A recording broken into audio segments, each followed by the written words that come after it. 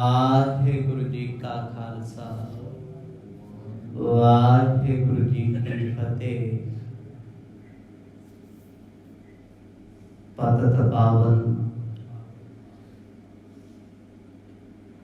भगत वत्सल करुणा निदान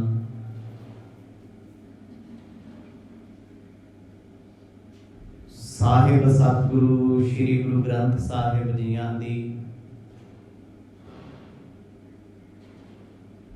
निगी गोद विच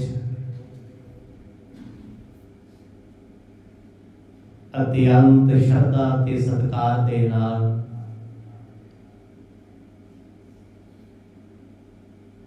दूरों नेड़ेों चल करके हाजरियां भरते हुए समा सफला बना रहे हो। सतगुरां दी पावन जीवन कथा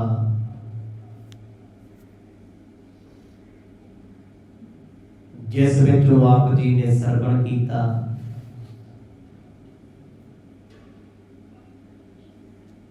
गुरु नानक साहब सच्चे पातशाह जी ने मुलाकात करवाई ब्रह्म ज्ञानी दत्तात्रेय नाल, जिन्हां दी उम्र 4 युगां दी है। मदमस्त रहिंदे ने, बेपरवाह हन।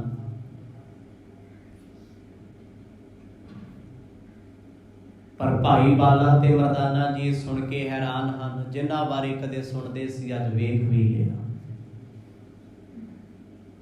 इन्हां सारे प्रकरणां दा आप जी ने विस्तार सहित आनंद माणिया। आओ कुछ समा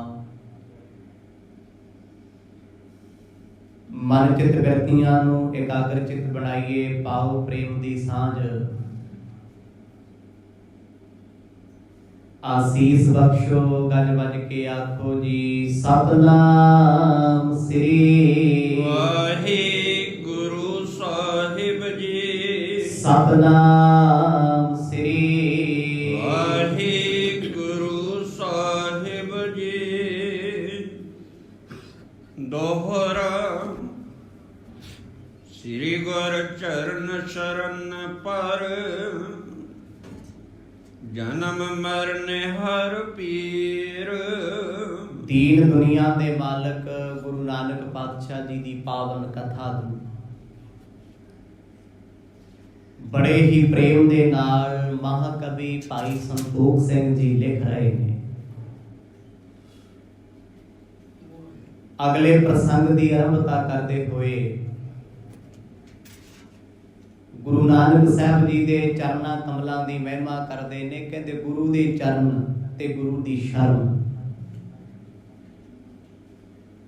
दोने भागां वालियां नूं प्राप्त हुंदे ने। चरण शरण गुर एक पैंडा जाए चल। कोई एक कदम चल के गुरु वाल आवे, चरना तो चल के शरण विच पुजे। सतगुर कोट पैंडा आग्या होई ले।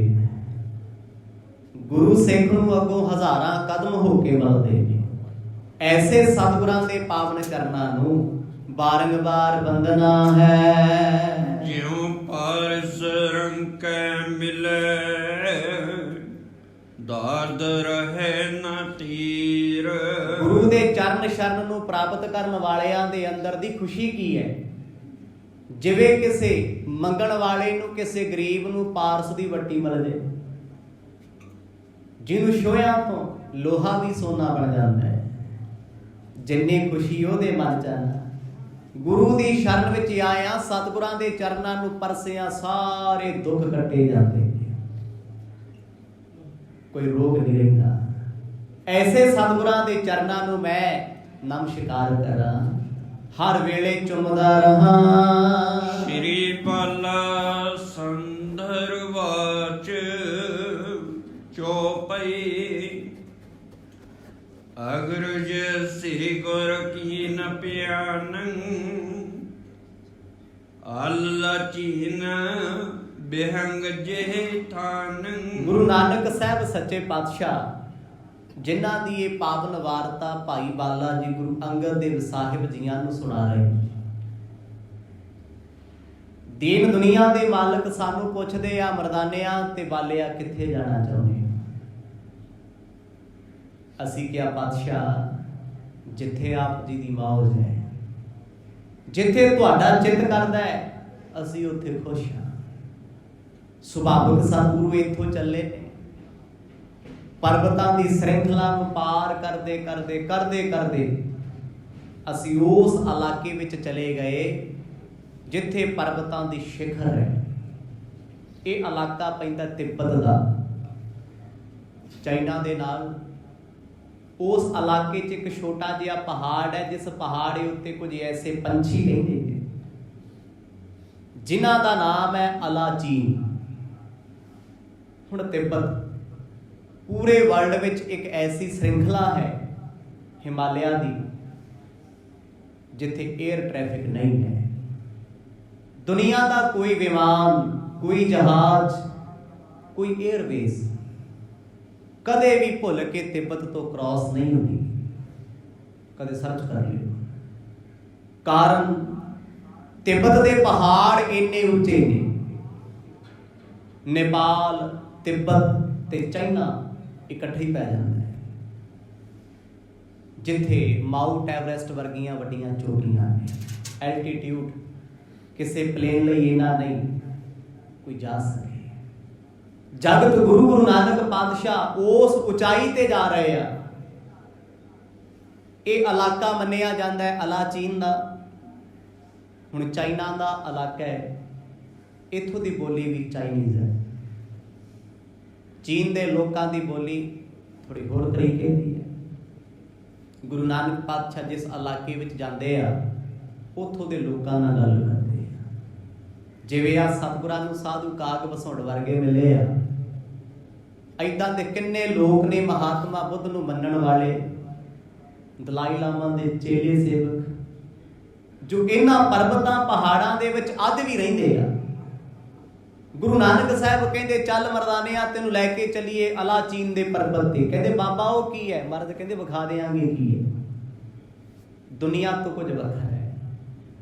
ਇੱਥੇ ਟਿੱਪਣੀ ਕਰਦੇ ਭਾਈ ਸੰਤੋਖ ਸਿੰਘ ਲਿਖਦੇ ਆ, ਕਹਿੰਦੇ ਹੋ ਸਕਦਾ ਇਹ ਤਿੱਬਤ ਦੇ ਪਹਾੜ ਹੋਣ ਜਾਂ ਕੋਈ ਸੂਖਸ਼ਮ ਵਾਰਤਾ ਅੰਤਰੀਵ ਹੋਵੇ ਜੋ ਦੁਨੀਆ ਤੇ ਇਨਵਿਜ਼ੀਬਲ ਹੋਵੇ, ਅੱਖਾਂ ਨਾਲ ਦਿਸਦੀ ਨਹੀਂ। ਗਜਨ ਗਹਿਤ ਜੋ ਨਿਜ ਪਗ ਚੂੰਚੇ, ਲੈ ਕਰ ਉਡ ਜਾਵਹਿ ਨਭ ਉੱਚੇ। ਸਤਿਗੁਰੂ ਜੀ ਉਸ ਇਲਾਕੇ ਵਿੱਚ ਲੈ ਕੇ ਭਾਈ ਬਾਲਾ ਤੇ ਮਰਦਾਨਾ ਨੂੰ ਆ ਗਏ ਨੇ, ਜਿੱਥੇ ਬਰਫ਼ ਦੀਆਂ ਚਟੀਆਂ ਚਾਦਰਾਂ ਦੂਰ ਦੂਰ ਤੱਕ ਨੇ। ਨਾ ਕੋਈ ਮਨੁੱਖ ਹੈ, ਨਾ ਕੋਈ ਰੁੱਖ ਹੈ ਤੇ ਨਾ ਕੋਈ ਰਾਹ ਦਿਸਦਾ ਹੈ। ਭਾਈ ਮਰਦਾਨਾ ਪੁੱਛਦੇ, ਕਹਿੰਦੇ ਬਾਬਾ ਇਹ ਕਿਹੋ ਜਿਹਾ ਪੰਛੀ ਹੈ? ਗੁਰੂ ਨਾਨਕ ਸਾਹਿਬ ਕਹਿੰਦੇ ਇਹ ਆਪਣੇ ਪੰਜਿਆਂ ਦੇ ਨਾਲ ਹਾਥੀ ਨੂੰ ਚੁੱਕ ਲੈਂਦਾ ਹੈ। ਏਦਾਂ ਦਾ ਪੰਛੀ ਸੁਣਿਆ ਕਦੇ? ਕਿਸਮ ਕਿਹੜੀ ਹੈ? ਹੁਣ ਜੇ ਬਾਜ ਦੀ ਗੱਲ ਕਰੀਏ, ਬਾਜ ਵੱਧ ਤੋਂ ਵੱਧ ਹਿਰਨ ਤੇ ਬੱਕਰੀ ਨੂੰ ਚੁੱਕ ਸਕਦਾ ਹੈ, ਵੱਧ ਤੋਂ ਵੱਧ। ਫਾਲਕਨ, ਬਾਜਾਂ ਦੀਆਂ ਕਿਸਮਾਂ ਹਜ਼ਾਰਾਂ ਨੇ। ਜਿਵੇਂ ਉਕਾਬ ਇੱਕ ਬਾਜ ਦੀ ਕਿਸਮ ਹੈ। ਉਕਾਬ ਜਿਹਦੀ ਉਡਾਰੀ ਬਹੁਤ ਉੱਚੀ, ਪਰਬਤਾਂ ਵਿੱਚ ਰਹਿੰਦਾ। ਜਿੱਥੇ ਆਕਸੀਜਨ ਦਾ ਲੈਵਲ ਵੀ ਘਟ ਜਾਂਦਾ ਨਾ, ਉਕਾਬ ਉੱਥੇ ਵੱਸਦਾ ਹੈ। ਇੱਕ ਪਰਬਤ ਤੋਂ ਦੂਜੇ ਪਰਬਤ ਤੇ ਚਲਿਆ ਜਾਂਦਾ ਹੈ ਉਕਾਬ। ਰਸ਼ੀਆ ਵਰਗੇ ਦੇਸ਼ ਜਿੱਥੇ ਬਰਫ਼ ਹੀ ਬਰਫ਼ ਹੈ, ਉਕਾਬ ਦੀਆਂ ਉਡਾਣਾਂ ਨੇ ਬਰਫ਼ ਵਿੱਚ ਉੱਡਣ ਦੀਆਂ। ਪਰ ਉਕਾਬ ਦਾ ਇੱਕ ਗੁਣ ਹੈ, ਉਹ ਵੱਡੇ ਵੱਡੇ ਪੰਛੀਆਂ ਨੂੰ ਆਪਣੀ ਚੁੰਝ ਨਾਲ ਮਾਰ ਦਿੰਦਾ ਹੈ ਤੇ ਪੈਰਾਂ ਨਾਲ ਚੁੱਕ ਲੈਂਦਾ ਹੈ। ਇਕੱਲੇ ਪੰਛੀ ਨਹੀਂ, ਭੇਡਾਂ ਤੇ ਬੱਕਰੀਆਂ ਨੂੰ ਵੀ ਕਦੇ ਉਕਾਬ ਬਖਸ਼ਦਾ ਨਹੀਂ। ਇੰਨਾ ਮਾਰਖੋਰ ਜਾਨਵਰ ਪੰਛੀ ਹੈ। ਗੁਰੂ ਨਾਨਕ ਸਾਹਿਬ ਮਹਾਰਾਜ ਕਹਿੰਦੇ ਇਹ ਅਲਾਚੀਨ ਇੱਕ ਐਸਾ ਪੰਛੀ ਹੈ ਭਾਈ, ਇਹ ਪਰਬਤਾਂ ਦੇ ਵਿੱਚ ਹਾਥੀਆਂ ਨੂੰ ਨਹੀਂ ਬਖਸ਼ਦਾ। ਹਾਥੀ 'ਚ ਭਰ ਦਿੰਦਾ। ਕੌਣ ਚੁੱਕ ਲੇਗਾ? ਧਰਤੀ ਤੇ ਸਾਰਿਆਂ ਤੋਂ ਵੱਡਾ ਤੇ ਵਿਸ਼ਾਲ ਜੀਵ ਕੱਲਾ ਹਾਥੀ ਹੈ, ਜਿਹੜਾ ਹਾਥੀ ਨੂੰ ਆਪਣੇ ਪੰਜਿਆਂ ਨਾਲ ਚੁੱਕ ਲੈਂਦਾ ਹੈ। ਕਿੱਡੀ ਪਾਵਰ ਹੋਏਗੀ, ਕਿੰਨਾ ਵੱਡਾ ਆਕਾਰ ਕਰਕੇ ਹੋਏਗਾ। ਜਿਵੇਂ ਚਾਈਨਾ ਦੇ ਲੋਕ, ਉਹ ਇੱਕ ਡਰੈਗਨ ਦੀ ਗੱਲ ਕਰਦੇ ਆ। ਤਕਰੀਬਨ ਉਹਨਾਂ ਦੀ ਕੋਈ ਹਿਸਟਰੀ ਪੜ੍ਹੋਗੇ ਨਾ, ਡਰੈਗਨ ਦਾ ਜ਼ਿਕਰ ਹੁੰਦਾ। ਕੀ ਆ? ਅਲਾਚੀਨ ਪੰਛੀ, ਜੋ ਉਕਾਬ ਦੀ ਕਿਸਮ ਦੇ ਵਿੱਚੋਂ ਹੈ ਪਰ ਪ੍ਰਲੁਭਤ ਹੈ। ਨਹੀਂ ਮਿਲਦਾ ਅੱਜ। ਜਿਵੇਂ ਡਾਇਨਾਸੌਰ ਬਾਰੇ ਦੁਨੀਆ ਜਾਣਦੀ ਹੈ, ਪਰ ਕਿਸੇ ਨੇ ਵੇਖਿਆ ਕਦੇ ਸੀ ਇਸ ਧਰਤੀ ਤੇ? ਅੱਜ ਨਹੀਂ ਹੈ। ਗੁਰੂ ਨਾਨਕ ਸਾਹਿਬ ਮਹਾਰਾਜ ਕਹਿੰਦੇ ਮਰਦਾਨਿਆਂ, ਇਹ ਖੂਨ ਖਾਰ ਹੈ, ਇਹ ਮੁਰਦਾ ਗੋਸ਼ਤ ਨਹੀਂ ਖਾਂਦਾ, ਇਹ ਆਪ ਸ਼ਿਕਾਰ ਕਰਦਾ ਹੈ। ਅਲਾ ਜੀ ਸਿਰਫ ਇਹਨਾਂ ਪਰਬਤਾਂ ਤੇ ਵਸਦਾ ਏ। ਨਿਜ ਕੋ ਦੀਰਘ ਦੇਹ ਆਕਾਰ, ਜੋਗ ਪੰਖਣ ਕੋ ਬੜ ਵਿਸਤਾਰ। ਇੱਕ ਪਰਬਤ ਤੇ ਖੜ ਕੇ ਗੁਰੂ ਨਾਨਕ ਪਾਤਸ਼ਾਹ ਨੇ ਭਾਈ ਵਾਲਾ ਮਰਦਾਨਾ ਨੂੰ ਉਹ ਵਿਖਾ ਦਿੱਤਾ। ਕਹਿੰਦੇ ਆਓ ਵੇਖ ਬੈਠਾ, ਖੰਭ ਝਾੜਦਾ ਸੀ, ਪਰ ਭਿਆਨਕ ਬੜਾ, ਚੁੰਝ ਲਾਲ ਹੈ, ਅੱਖਾਂ ਵਿੱਚ ਤੇਜ ਬੜਾ, ਜਿਹੜਾ ਹਾਥੀਆਂ ਨੇ ਚੁੱਕ ਲੈਂਦਾ ਬੰਦੇ ਉਹਦੇ ਸਾਹਮਣੇ ਕੀ। ਸਤਿਗੁਰੂ ਕਹਿੰਦੇ ਇਹ ਆਪਣੇ ਤੋਂ ਦੁੱਗਣਾ ਬਲ ਚੁੱਕ ਲੈਂਦਾ, ਆਪਣੇ ਤੋਂ ਦੁੱਗਣਾ। ਤੇ ਸਰੀਰ ਕਿੱਡਾ ਜੀ, ਹਾਥੀ ਚੁੱਕਣਾ ਕਿਹੜਾ ਸੌਖਾ ਹੈ? ਕਰੇਨਾਂ ਨਾਲ ਚੁੱਕਿਆ ਜਾ ਸਕਦਾ ਹੈ, ਹੱਥਾਂ ਨਾਲ ਤੇ ਮੈਨ ਫੋਰਸ ਨਹੀਂ ਚੁੱਕ ਸਕਦੀ। ਗੁਰੂ ਨਾਨਕ ਸਾਹਿਬ ਆਖਣ ਲੱਗੇ ਮਰਦਾਨਿਆਂ, ਐਡਾ ਬਲੀ ਹੋ ਕੇ ਵੀ ਇਹ ਸ਼ਾਂਤ ਰਹਿੰਦਾ ਏ। ਉਤੇ ਜਹਾਂ ਪਹੁੰਚੇ ਸੁਖ ਰਸਾ, ਕਰਤ ਤਹਾਂ ਪ੍ਰਹਿਲਾਦ ਸੋ ਬਾਸਾ। ਜਦੋਂ ਸਤਿਗੁਰੂ ਇਹਨਾਂ ਦੇ ਵਿੱਚੋਂ ਗੁਜ਼ਰੇ ਨੇ, ਆਸੇ ਪਾਸੇ ਵਿਚਰ ਰਹੇ ਨੇ, ਭਾਈ ਮਰਦਾਨਾ ਜੀ ਕਹਿੰਦੇ ਬਾਬਾ ਡਰ ਲੱਗਦਾ ਹੈ। ਸਤਿਗੁਰੂ ਕਹਿੰਦੇ ਡਰੋ ਨਾ, ਮਰਦਾਨਿਆਂ ਇਹ ਭਾਗਾਂ ਵਾਲੇ ਨੇ, ਇਹਨਾਂ ਨੂੰ ਤੇਰੇ ਦਰਸ਼ਨ ਹੋ ਗਏ। ਆਖੋ ਸਤਿਨਾਮ। ਕਹਿੰਦੇ ਮਰਦ ਹੁਣ ਅੱਗੇ ਕਿੱਥੇ ਜਾਣਾ ਹੈ? ਮਰਦ ਕਹਿੰਦੇ ਤੂੰ ਮਿਲਣਾ ਕਿਹਨੂੰ ਚਾਹੁੰਦਾ ਹੈ? ਕਹਿੰਦੇ ਸਤਿਗੁਰੂ ਮੇਰੀ ਇੱਛਾ ਸੀ ਭਗਤ ਧਰੂਵ ਜੀ ਤੇ ਪ੍ਰਹਿਲਾਦ ਜੀ ਨੂੰ ਮਿਲਣ ਦੀ। ਹੁਣ ਧਰੂਵ ਤੇ ਤਾਰਾ ਏ, ਇੱਕ ਸਟਾਰ ਹੈ ਜਿਹਦੀ ਰੌਸ਼ਨੀ ਧਰਤੀ ਤੇ ਆਉਣ ਵਿੱਚ ਜੇ ਮੰਨਿਆ ਜਾਏ ਤੇ 50 ਸਾਲ ਲੈਂਦੀ ਹੈ ਧਰੂਵ ਤਾਰੇ ਦੀ ਲਾਈਟ ਧਰਤੀ ਤੇ। ਕਿਉਂਕਿ ਇਹ ਬਹੁਤ ਵੱਡੀਆਂ ਗੇਮਾਂ ਨੇ, ਵੱਡੀਆਂ ਖੇਡਾਂ ਨੇ ਕੁਦਰਤ ਦੀਆਂ। ਬੜੇ ਤਾਰੇ ਐਸੇ ਨੇ ਅਸਮਾਨ ਦੇ ਜਿਨ੍ਹਾਂ ਨੂੰ ਅਸੀਂ ਵੇਖ ਰਹੇ ਹਾਂ ਨਾ, ਉਹ ਉਸੇ ਵੇਲੇ ਦੇ ਨਹੀਂ। ਕੋਈ 8 ਸਾਲ ਪਹਿਲਾਂ ਦੀ ਚਮਕ ਦੇਖ ਰਹੇ ਹਾਂ ਅਸੀਂ, ਕੋਈ 8 ਮਿੰਟ ਪਹਿਲਾਂ ਦੀ ਚਮਕ ਹੈ, ਕੋਈ 3 ਸਾਲ ਪਹਿਲਾਂ ਦਾ ਚਮਕਦਾ ਤਾਰਾ ਦਿਸ ਸਾਨੂੰ ਹੋ ਰਿਹਾ। ਸਿਰਫ ਚਮਕ ਦਿਸ ਰਹੀ ਹੈ, ਗਲੇਅਰ ਦਿਸ ਰਹੀ ਹੈ, ਸ਼ੈਡੋ ਆ ਰਿਹਾ ਉਹਨਾਂ ਦਾ। ਕਈ ਤਾਰੇ ਐਸੇ ਹੁੰਦੇ ਆ ਉਹ ਨਸ਼ਟ ਵੀ ਹੋ ਚੁੱਕੇ ਹੁੰਦੇ ਆ, ਪਰ ਸਾਡੀ ਨਜ਼ਰ 'ਚ ਦਿਸ ਰਹੇ ਹੁੰਦੇ ਆ। ਜਦੋਂ ਪ੍ਰਕਾਸ਼ ਵਰੇ ਨਾਲ ਇਹਨਾਂ ਨੂੰ ਪੈਰੀਮੀਟਰ ਨੂੰ ਵੇਖੀਏ ਨਾ, ਕਿਤੇ ਫਿਰ ਸਮਝ ਆਉਂਦੀ ਹੈ। ਜਗਤ ਗੁਰੂ ਨਾਨਕ ਸਾਹਿਬ ਜੀ ਨੂੰ ਕਹਿੰਦੇ ਮਰਦ ਮੈਂ ਧਰੂਵ ਨੂੰ ਮਿਲਣਾ। ਹੁਣ ਧਰੂਵ ਤਾਰਾ ਸਭ ਤੋਂ ਦੂਰ ਵਾਲਾ ਤਾਰਾ ਹੈ, ਜਿਹਦਾ ਆਕਾਰ ਸੂਰਜ ਤੋਂ ਵੀ ਵੱਡਾ ਹੈ। ਅਜੇ ਤੱਕ ਸਾਡਾ ਵਿਗਿਆਨ, ਸਾਡੀ ਸਾਇੰਸ ਉੱਥੇ ਤੱਕ ਨਹੀਂ ਪਹੁੰਚੀ। ਅਸੀਂ ਕੇਵਲ ਚੰਦ ਅਤੇ ਮੰਗਲ ਤੱਕ ਜਾ ਸਕੇ, ਮਾਰਸ ਤੱਕ ਗਏ, ਪਰ ਧਰੂਵ ਤਾਰਾ ਅੱਜ ਵੀ ਸਾਡੀ ਧਰਤੀ ਨੂੰ ਅਟਰੈਕਟ ਕਰਦਾ ਹੈ। ਹਿਮਾਲਿਆ ਦਾ ਸ਼੍ਰਿੰਖਲਾ ਨਾ ਜਿੰਨੀ, ਇਹਨੂੰ ਉੱਤਰੀ ਧਰੁਵ ਕਹਿੰਦੇ। ਧਰਤੀ ਦੀ ਦਿਸ਼ਾ ਧਰੂਵ ਤਾਰੇ ਕਰਕੇ, ਧਰਤੀ ਦਾ ਖਿਚਾਵ, ਧਰਤੀ ਦਾ ਬਲ ਧਰੂਵ ਤਾਰੇ ਕਰਕੇ ਹੈ। ਗੁਰੂ ਨਾਨਕ ਸਾਹਿਬ ਮਹਾਰਾਜ ਨੂੰ ਭਾਈ ਮਰਦਾਨਾ ਜੀ ਕਹਿੰਦੇ ਪਾਤਸ਼ਾਹ ਧਰੂਵ ਤੇ ਲੈ ਚੱਲੋ, ਮਤਲਬ ਇਸ ਬ੍ਰਹਿਮੰਡ ਤੋਂ ਬਾਹਰ ਕਿਸੇ ਹੋਰ ਬ੍ਰਹਿਮੰਡ ਵਿੱਚ। ਸਤਿਗੁਰੂ ਕਹਿੰਦੇ ਹੋਰ ਕਿਹਨੂੰ ਮਿਲਣਾ ਹੈ? ਕਹਿੰਦੇ ਮਹਾਰਾਜ ਇੱਕ ਭਗਤ ਪ੍ਰਹਿਲਾਦ ਨੂੰ, ਜਿਨ੍ਹਾਂ ਦੀਆਂ ਸਾਖੀਆਂ ਸੁਣਦੇ ਆ, ਰਾਮ ਜਪੋ ਜੀ ਐਸੇ ਐਸੇ ਧਰੂਵ ਪ੍ਰਹਿਲਾਦ ਜਪਿਓ ਹਰਿ। ਭਗਤ ਧਰੂਵ ਅਤੇ ਪ੍ਰਹਿਲਾਦ। ਕਈ ਵਾਰ ਨਾ ਸਮਾਜ ਸੋਚਦਾ ਸ਼ਾਇਦ ਉਹ ਮਰ ਗਏ ਹੋਣੇ, ਸਰੀਰ ਛੱਡ ਗਏ, ਪਰ ਜਿਹੜਾ ਅਮਰ ਹੋਵੇ ਸਰੀਰ ਕਰਕੇ, ਮਨ ਕਰਕੇ, ਆਤਮਾ ਕਰਕੇ, ਉਹ ਕਦੇ ਵੀ ਨਹੀਂ ਮਰਦਾ। ਉਹ ਹਰ ਵੇਲੇ ਅਵੇਲੇਬਲ ਹੁੰਦਾ, ਹਰ ਹਾਜ਼ਰ ਹੁੰਦਾ ਹੈ। ਗੁਰੂ ਨਾਨਕ ਸਾਹਿਬ ਕਹਿੰਦੇ ਚੱਲ ਮਰਦਾਨਿਆਂ ਤੈਨੂੰ ਮਿਲਾ ਕੇ ਲੈ ਕੇ ਆਈਏ ਭਗਤ ਪ੍ਰਹਿਲਾਦ, ਜੋ ਇਸ ਧਰਤੀ ਤੇ ਵਸ ਕੇ ਅੱਜ ਵੀ ਸਿਮਰਨ ਕਰਦੇ ਨੇ। ਲੋਚਨ ਮੁੰਦਰਤ ਬੈਠਿਓ ਜਿਹਵਾ,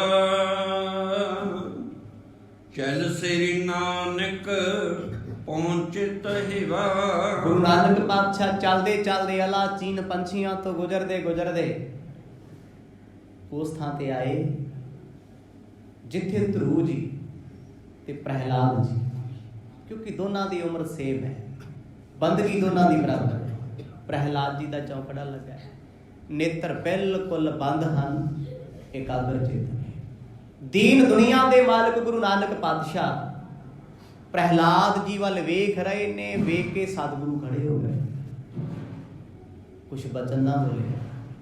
ਬਹੁਤ ਛੋਟਾ ਜਿਹਾ ਬਾਲਕ ਹੈ, ਕਿਉਂਕਿ ਇਹਨਾਂ ਦੀ ਉਮਰ ਜਿਹੜੇ ਅਮਰ ਹੁੰਦੇ ਆ ਨਾ, ਉਮਰਾਂ ਰੋਕ ਲੈਂਦੇ ਆ, ਇਹ ਵੱਡੇ ਨਹੀਂ ਹੁੰਦੇ। ਜਿਵੇਂ ਬੜੇ ਲੋਕ ਤੁਹਾਨੂੰ ਮਿਲਣਗੇ, ਬੁਢਾਪੇ 'ਚ ਵੀ ਆ ਜਾਣਗੇ, ਬਜ਼ੁਰਗ ਵੀ ਹੋ ਜਾਣਗੇ, ਪਰ ਅੰਦਰ ਅੱਜ ਵੀ ਬਚਪਨ ਜਿਉਂਦਾ ਹੁੰਦਾ ਹੈ, ਖੁਸ਼ ਰਹਿੰਦੇ ਆ, ਬੇਪਰਵਾਹ ਰਹਿੰਦੇ ਆ। ਬੜੇ ਲੋਕ ਤੁਹਾਨੂੰ ਉਹ ਮਿਲ ਜਾਣਗੇ ਜੋ ਮੈਚਿਓਰ ਹੋ ਜਾਂਦੇ ਛੋਟੀ ਉਮਰ 'ਚ, ਟੈਨਸ਼ਨਾਂ 'ਚ ਕੀ ਫਿਰਦੇ ਆ, ਸੋਚੀ ਹੋ ਜਾਂਦੇ ਆ ਸਾਰਾ। ਗੁਰੂ ਨਾਨਕ ਸਾਹਿਬ ਮਹਾਰਾਜ ਸਾਹਮਣੇ ਆ ਕੇ ਖੜੇ, ਨੇਤਰ ਨਹੀਂ ਫਰਕਿਆ ਭਗਤ ਪ੍ਰਹਿਲਾਦ ਨੇ।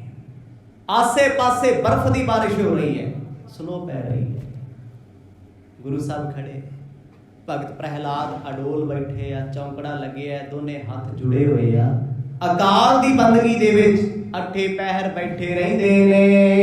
ਸ੍ਰੀ ਕਰਤਾਰੰ ਸ੍ਰੀ ਕਰਤਾਰ, ਉੱਚੀ ਧੁਨ ਸੋ ਕੀਨ ਉਚਾਰਾ। ਕੋਲ ਖੜ ਕੇ ਗੁਰੂ ਨਾਨਕ ਪਾਤਸ਼ਾਹ ਨੇ ਆਖਿਆ, ਸਤ ਕਰਤਾਰ ਸਤ ਕਰਤਾਰ, ਸ਼੍ਰੀ ਕਰਤਾਰ ਸ਼੍ਰੀ ਕਰਤਾਰ। ਜਦੋਂ ਇਹ ਬਚਨ ਗੁਰੂ ਨਾਨਕ ਸਾਹਿਬ ਜੀ ਨੇ ਆਪਣੀ ਰਸਨਾ ਤੋਂ ਬੋਲੇ, ਕਹਿੰਦੇ ਪੂਰੇ ਹਿਮਾਲਿਆ ਦੀ ਸ਼੍ਰਿੰਖਲਾ ਚ ਗੂੰਜੀ, ਪਰਬਤਾਂ ਚ ਸਤ ਕਰਤਾਰ ਦੀ ਆਵਾਜ਼ ਇਕੋ ਸਿਸਟਮ ਦੁਆਰਾ ਵਾਪਸ ਆ ਰਹੀ ਹੈ, ਬਾਰ-ਬਾਰ ਗੂੰਜਦੀ ਹੈ। ਛੁਟਿਓ ਧਿਆਨ ਜਬ ਪ੍ਰਭ ਕੋ ਦੇਖਾ, ਮਨ ਮੇਹ ਬਿਸਮਤ ਭਇਓ ਬਸੀਖਾ। ਇੱਕਦਮ ਭਗਤ ਪ੍ਰਹਿਲਾਦ ਜੀ ਦਾ ਧਿਆਨ ਟੁੱਟਿਆ, ਜਦੋਂ ਸਤ ਕਰਤਾਰ ਸੁਣਿਆ, ਸੁਰਤ ਟੁੱਟ ਗਈ, ਧਿਆਨ ਟੁੱਟਿਆ, ਨੇਤਰ ਖੋਲ ਕੇ ਵੇਖਿਆ, ਸੱਚਮੁੱਚ ਸਾਹਮਣੇ ਉਹ ਇੱਕ ਰੱਬੀ ਨੂਰ ਖੜੇ ਹੈ, ਜਿਸ ਨਿਰੰਕਾਰ ਨੂੰ ਆਪਣੇ ਸੁਰਤ ਵਿੱਚ ਹਰ ਵੇਲੇ ਵੇਖਦੇ ਆ ਨਾ, ਲੱਗਦਾ ਹੈ ਜਿਵੇਂ ਉਹੀ ਖੜੇ ਹੁੰਦੇ ਆ। ਪਰ ਇਸ ਪਰਬਤ ਤੇ ਪਹੁੰਚਣਾ, ਇੱਥੇ ਤੱਕ ਪਹੁੰਚਣਾ ਕੋਈ ਖਾਲਾ ਜੀ ਦਾ ਵਾੜਾ ਨਹੀਂ ਹੈ, ਕੋਈ ਆਮ ਬੰਦਾ ਨਹੀਂ ਆ ਸਕਦਾ, ਕੋਈ ਵਿਰਲਾ ਹੀ ਹੈ। ਭਗਤ ਪ੍ਰਹਿਲਾਦ ਨੇ ਆਪਣੀਆਂ ਪੰਖੜੀਆਂ ਖੋਲੀਆਂ, ਨੇਤਰਾਂ ਦੀਆਂ, ਵੇਖਿਆ ਤਿੰਨ ਚਿਹਰੇ ਹੱਸਦੇ ਸਾਹਮਣੇ ਖੜੇ ਆ, ਚਿਹਰੇ ਤੇ ਲਾਲੀ ਹੈ, ਉੱਚੇ ਲੰਬੇ ਕੱਦ ਕਾਠ ਨੇ, ਨਜ਼ਰਾਂ ਭਰ ਕੇ ਉਹਨਾਂ ਨੂੰ ਤੱਕਦੇ ਹਨ। ਬੁਝਿਓ ਕੌਣ ਕਹਾਂ ਤੇ ਆਏ, ਏਠਾਂ ਤੁਮਕੋ ਕੌਣ ਲਿਆਏ। ਬੜੇ ਆਨੰਦ ਵਿੱਚ ਉਹ ਸਵਾਲ ਗੁਰੂ ਨਾਨਕ ਸਾਹਿਬ ਨੂੰ ਭਗਤ ਪ੍ਰਹਿਲਾਦ ਕਰਦੇ ਆ, ਕੌਣ ਹੋ ਤੁਸੀਂ, ਕਿੱਥੋਂ ਆਏ ਹੋ, ਕਿਹਨੇ ਭੇਜਿਆ। ਕਿਹੜੀ ਬੋਲੀ ਚ? ਮੁਲਤਾਨੀ ਭਾਸ਼ਾ, ਮੁਲਤਾਨੀ ਪਲੱਸ ਪਸ਼ਤੋ, ਇਹ 2-3 ਭਾਸ਼ਾਵਾਂ ਦਾ ਮਿਸ਼ਰਣ ਹੈ, ਕਿਉਂਕਿ ਕੋਈ ਸਮਾਂ ਸੀ ਮੁਲਤਾਨ ਦੀ ਧਰਤੀ ਤੇ ਭਗਤ ਪ੍ਰਹਿਲਾਦ ਹੋਏ। ਇਹ ਸਰਾਇਕੀ ਬੋਲੀ ਬੋਲਦੇ ਆ। ਲਹਿੰਦੇ ਪੰਜਾਬ ਦੇ ਲੋਕ ਜ਼ਿਆਦਾਤਰ ਉਰਦੂ, ਸਰਾਇਕੀ, ਗੁਰਮੁਖੀ ਇਹ ਭਾਸ਼ਾ ਦਾ ਮਿਸ਼ਰਣ ਵਰਤਦੇ ਆ। ਮੁਲਤਾਨ ਦੇ ਲੋਕ ਮੁਲਤਾਨੀ ਬੋਲਦੇ ਆ, ਵਿੱਚ ਸਰਾਇਕੀ, ਕੁਛ ਉਰਦੂ। ਗੁਰੂ ਨਾਨਕ ਸਾਹਿਬ ਨੂੰ ਉਹਨਾਂ ਨੇ ਆਖਿਆ, ਕੌਣ ਹੋ ਤੁਸੀਂ, ਤੁਹਾਨੂੰ ਇੱਥੇ ਕਿਹਨੇ ਭੇਜਿਆ। ਐਡੀ ਵੱਡੀ ਕਲਾ ਹੋਏਗੀ, ਕੋਈ ਤੇ ਭੇਜਣ ਵਾਲਾ ਹੋਣਾ ਨਾ। ਇਹਨਾਂ ਪਰਬਤਾਂ ਤੇ ਕੋਈ ਆਮ ਵਿਅਕਤੀ ਕਿੱਥੇ ਆਉਂਦਾ ਹੈ, ਕਿਉਂਕਿ ਇਹ ਸੁੰਨ ਮੰਡਲ ਦੀਆਂ ਬਾਤਾਂ ਸੁਣਾਈਆਂ ਜਾ ਰਹੀਆਂ ਨੇ। ਅੰਤਰੀਵ ਆ ਗਈ ਹੈ ਵਿਅਕਤੀ, ਬਾਹਰ ਦੇ ਪਰਬਤਾਂ ਤੋਂ ਘੁੰਮਦੇ ਘੁੰਮਦੇ ਸਤਿਗੁਰੂ ਉਸ ਸੁਰਤ ਦੇ ਪਰਬਤ ਤੇ ਆ ਗਏ ਨੇ, ਜਿੱਥੇ ਹਰ ਵਿਅਕਤੀ ਦੀ ਕਦੇ ਪਹੁੰਚ ਹੀ ਨਹੀਂ ਹੋ ਸਕਦੀ, ਜੋ ਦਿਸਦਾ ਨਹੀਂ ਹੈ। ਜਿਨ੍ਹਾਂ ਬਾਰੇ ਆਪਾਂ ਜਪਜੀ ਸਾਹਿਬ ਵਿੱਚ ਪੜ੍ਹਦੇ ਆ ਨਾ, ਧਰਮ ਖੰਡ, ਸਰਮ ਖੰਡ, ਗਿਆਨ ਖੰਡ, ਕਰਮ ਖੰਡ, ਸੱਚ ਖੰਡ। ਤੁਹਾਡੇ ਜੋ ਕਿਸੇ ਨੇ ਧਰਮ ਖੰਡ ਵੇਖੇ ਹੈ, ਗਿਆਨ ਖੰਡ ਵੇਖੇ ਹੈ, ਕਰਮ ਖੰਡ ਵੇਖੇ ਹੈ, ਸੱਚ ਖੰਡ ਕਿਤੇ ਅਸੀਂ ਦੇਖ ਲਿਆ ਨਹੀਂ ਨਾ। ਇਹ ਹੋਰ ਚੀਜ਼ਾਂ ਨੇ। ਇਹਨੂੰ ਕਹਿੰਦੇ ਸੁਨ ਮੰਡਲ ਇੱਕ ਜੋਗੀ ਵੈਸੇ, ਨਾਰ ਨਾ ਪੁਰਖ ਕਹੋ ਕਉ ਕੈਸੇ। ਐਸੀ ਅਵਸਥਾ ਵਿੱਚ ਸਤਿਗੁਰ ਜੀ ਲੈ ਆਏ ਨੇ ਭਗਤ ਪ੍ਰਹਿਲਾਦ ਜੀ ਦੇ ਕੋਲੇ। ਹੁਣ ਭਗਤ ਪ੍ਰਹਿਲਾਦ ਨਿਰੰਕਾਰ ਨਾਲ ਜੁੜੇ, ਇਸ ਕਰਕੇ ਦੁਨੀਆ ਦੀ ਸੋਝੀ ਕੋਈ ਨਹੀਂ। ਤਾਂ ਸਵਾਲ ਕਰਦੇ, ਤੁਸੀਂ ਕੌਣ ਹੋ, ਤੁਹਾਨੂੰ ਭੇਜਿਆ ਕਿਹਨੇ ਹੈ। ਨਰ ਕੀ ਨਹੀਂ ਗਮਤਾਈ ਹਾਂ, ਆਗੇ ਜਾਵਣ ਕੇ ਥਾਂ ਪ੍ਰੀਹਾ। ਕਿਉਂਕਿ ਇੱਥੇ ਕਿਸੇ ਮਨੁੱਖ ਦੀ ਪਹੁੰਚ ਨਹੀਂ। ਭਗਤ ਪ੍ਰਹਿਲਾਦ ਕਹਿੰਦੇ ਆ, ਇੱਥੇ ਕੋਈ ਬੰਦਾ ਨਹੀਂ ਆ ਸਕਦਾ, ਤੁਸੀਂ ਅੱਗੇ ਕਿੱਥੇ ਜਾਣਾ ਚਾਹੁੰਦੇ ਹੋ। ਬੜਾ ਕੁਝ ਸੰਸਾਰ ਤੇ ਬ੍ਰਹਿਮੰਡ ਵਿੱਚ, ਸ੍ਰਿਸ਼ਟੀ ਤੇ ਐਸਾ ਹੈ ਜਿਹਨੂੰ ਅਸੀਂ ਨਾ ਕਦੇ ਵੇਖਿਆ ਤੇ ਨਾ ਕਦੇ ਵੇਖ ਸਕਦੇ ਹਾਂ। ਕਿੰਨੇ ਸਾਡੇ ਸਰੀਰ ਉੱਤੇ ਜੀਵ ਵਸਦੇ ਆ, ਸੈੱਲ ਵਸਦੇ ਆ, ਕਿੰਨੇ ਤਰ੍ਹਾਂ ਦੇ 60,000 ਤਰ੍ਹਾਂ ਦਾ ਬੈਕਟੀਰੀਆ ਤੇ ਸਾਡੇ ਮੂੰਹ ਵਿੱਚ ਹੀ ਹੈ। ਦਹੀਂ ਦੀ ਅਲੱਗ ਦੁਨੀਆ, ਮਾਈਕਰੋਸਕੋਪ ਨਾਲ ਵੇਖ ਲਓ, ਨੰਗੀਆਂ ਅੱਖਾਂ ਨਾਲ ਨਹੀਂ ਦਿਸਦਾ। ਇਸੇ ਤਰ੍ਹਾਂ ਅਰਬਾਂ ਖਰਬਾਂ ਸ੍ਰਿਸ਼ਟੀਆਂ ਇਸੇ ਧਰਤੀ ਤੇ ਵੀ ਵਿਚਰ ਰਹੀਆਂ ਨੇ। ਐਸੀਆਂ ਰੂਹਾਂ, ਐਸੇ ਪਰਿਵਾਰ ਜਿਨ੍ਹਾਂ ਨੂੰ ਅਸੀਂ ਕਦੇ ਵੇਖੇ ਨਹੀਂ, ਜਿਨ੍ਹਾਂ ਦੇ ਬਾਜ਼ਾਰ ਵੀ ਨੇ, ਰਿਸ਼ਤੇ ਵੀ ਨੇ, ਪਰਿਵਾਰ ਵੀ ਹੈ, ਖਾਨਦਾਨ ਵੀ ਹੈ, ਅਸੀਂ ਕਦੇ ਵੀ ਨਹੀਂ ਵੇਖੇ। ਸਾਡੀਆਂ ਨਜ਼ਰਾਂ 'ਚ ਆਉਂਦੇ ਨਹੀਂ ਉਹ।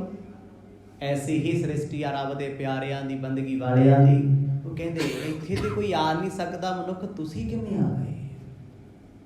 ਅੱਗੇ ਕਿੱਥੇ ਜਾਣਾ ਚਾਹੁੰਦੇ ਹੋ? ਜਰਾ ਇਹਦੇ ਬਾਰੇ ਦੱਸ ਦਿਓ।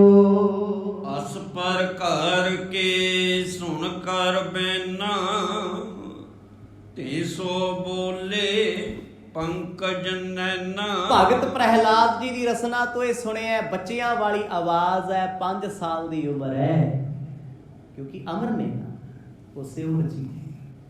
ਭਾਵੇਂ ਉਹ ਲੱਖਾਂ ਸਾਲਾਂ ਤੋਂ ਹੋਣ, ਕਰੋੜਾਂ ਸਾਲਾਂ ਤੋਂ ਹੋਣ, ਰਹਿਣਾ 5 ਸਾਲਾਂ ਦਾ ਹੀ ਹੈ। ਕਿਉਂਕਿ ਜਿਸ ਉਮਰ ਵਿੱਚ ਰੱਬ ਮਿਲਿਆ ਨਾ, ਉਹ ਅਸਲ ਉਮਰ ਹੀ ਉਹ ਹੈ। ਇਸੇ ਕਰਕੇ ਰੂਹਾਂ ਕਹਿੰਦੀਆਂ ਬੰਦਗੀ। ਭਾਈ ਨੰਦ ਲਾਲ ਕਹਿੰਦੇ ਆ, ਉਮਰ ਉਹਾ ਵਿੱਚ ਲੇਖੇ ਦੇ, ਜੋ ਯਾਦ ਸਾਈਂ ਦੀ ਵਿੱਚ ਗੁਜ਼ਰੇ ਪੈਂਦੀ ਗੁਜ਼ਰੇ। ਕਹਿੰਦੀ ਉਮਰ ਤੇ ਸਿਰਫ ਉਹ ਆ ਜਿਹੜੀ ਯਾਦ ਸਾਈਂ ਦੀ ਵਿੱਚ ਗੁਜ਼ਰਦੀ ਹੈ, ਉਹੀ ਲੇਖੇ 'ਚ ਰਹਿਣੀ ਹੈ।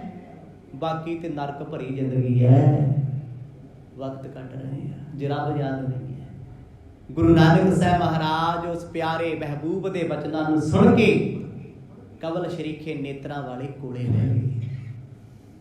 ਬੜੇ ਅਦਬ ਦੇ ਨਾਲ ਮਿੱਠੇ ਬੋਲ ਬੋਲਦੇ ਨੇ। ਸਿਮਰੋ ਨਾਮ ਜੋ ਤੁਮ ਬਿਦ ਨੀਕੇ, ਸ਼ਰਦਾ ਧਰੇ ਅਧਿਕ ਨਿਜ ਜੀ ਕੇ। ਸਤਿਗੁਰੂ ਉੱਤਰ ਦੇ ਰਹੇ ਨੇ, ਕਹਿੰਦੇ ਹੇ ਮਹਾਂਪੁਰਖੋ, ਅਸੀਂ ਉਸੇ ਨੇ ਭੇਜਿਆ ਜਿਸ ਨਿਰੰਕਾਰ ਨੂੰ ਤੁਸੀਂ ਚੇਤੇ ਕਰਦੇ ਹੋ। ਆਖੋ ਸਤਿਨਾਮ।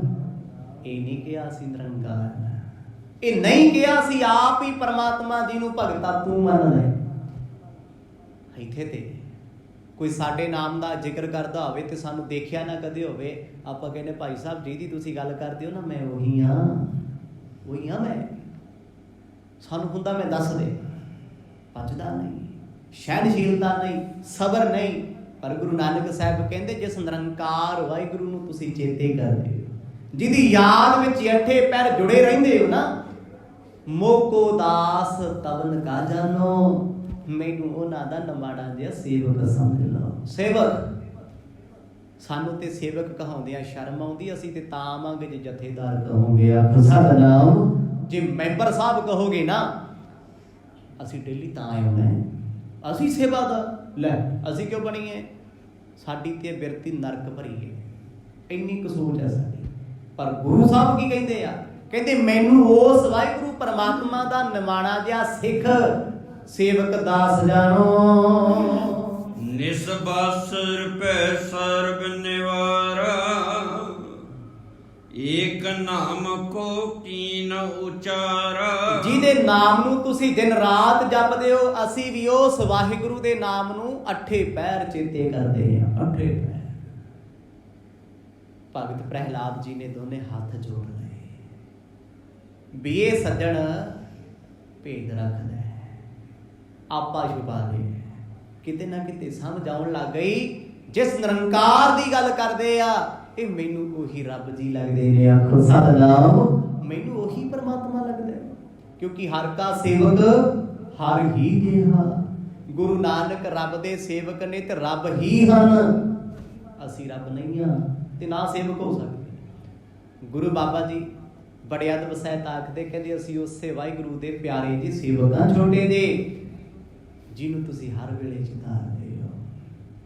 ਤੁਹਾਡੇ ਦਰਸ਼ਨ ਕਰਨ ਵਾਸਤੇ ਅਸੀਂ ਚੱਲ ਕੇ ਆਏ ਆਂ। ਰੱਖਿਆ ਕਰੀ ਤੋਹੇ ਜਿਨ ਭੂਰੇ, ਦੋਖੀ ਮਾਰ ਬਿਦਾਰੇ ਦੂਰੇ। ਜਿਸ ਵਾਹਿਗੁਰੂ ਨੇ ਤੁਹਾਡੀ ਰੱਖਿਆ ਕੀਤੀ, ਤੁਹਾਡੇ ਦੁਖੀਆਂ ਨੂੰ ਮਾਰਿਆ, ਅਸੀਂ ਵੀ ਉਹਦੀ ਯਾਦ 'ਚ ਜੁੜਦੇ ਹਾਂ।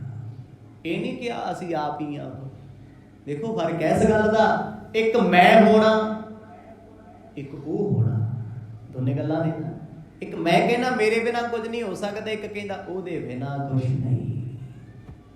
ਜ਼ਮੀਨ ਅਸਮਾਨ ਦਾ ਜਗਤ ਗੁਰੂ ਗੁਰੂ ਨਾਨਕ ਸਾਹਿਬ ਕਹਿੰਦੇ ਜਿਸ ਵਾਹਿਗੁਰੂ ਨੇ ਨਿਰੰਕਾਰ ਨੇ ਪਰਮਾਤਮਾ ਨੇ ਤੁਹਾਡੀ ਲਾਜ ਰੱਖੀ ਸਤਿਯੁਗ ਦੇ ਵਿੱਚ, ਅਸੀਂ ਉਸ ਸੱਜਣ ਦੇ ਗੀਤ ਗਾਉਂਦੇ ਆ।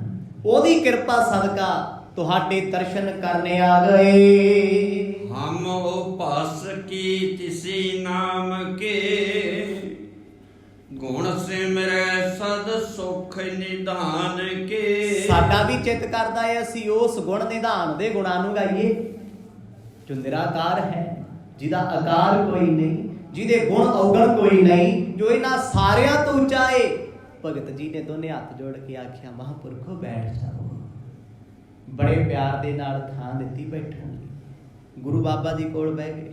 ਭਾਈ ਬਾਲਾ ਜੀ ਕਹਿੰਦੇ ਮੇਰੀਆਂ ਅੱਖਾਂ ਚੋਂ ਹੰਝੂ ਆ ਗਏ ਵੀ ਜਿਸ ਪ੍ਰਹਿਲਾਦ ਜੀ ਬਾਰੇ ਕਦੇ ਸੁਣਦੇ ਸੀ, ਅੱਜ ਅੱਖੀ ਵੇਖ ਲਿਆ ਆਖੋ ਸਤਿਨਾਮ।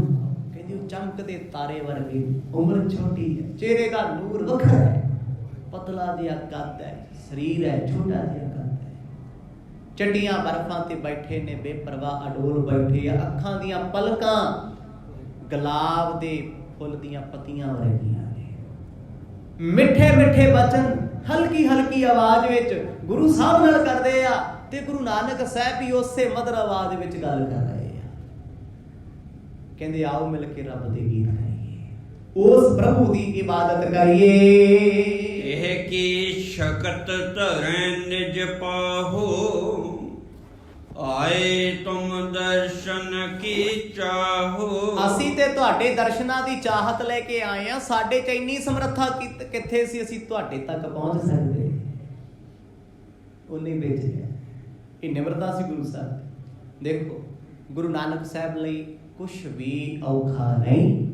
ਜੋ ਬੰਦਗੀ ਵਾਲੇ ਹੁੰਦੇ ਆ ਨਾ, ਆਉਣ ਵਾਲੇ ਭਵਿੱਖ ਦੇ ਸਮੇਂ ਵਿੱਚ ਵੀ ਜਾ ਸਕਦੇ ਆ, ਲੰਘੇ ਹੋਏ ਸਮੇਂ ਵਿੱਚ ਵੀ ਚਲੇ ਜਾਂਦੇ ਨੇ।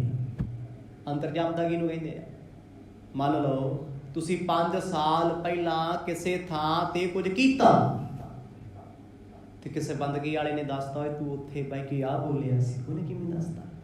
ਉਹ 5 ਸਾਲ ਤੁਹਾਡੇ ਭੂਤਕਾਲ ਵਿੱਚ ਜਾ ਕੇ ਆਇਆ, ਵੇਖ ਕੇ ਆਇਆ ਤੁਹਾਡਾ ਪਾਸਟ ਕੀ ਸੀ।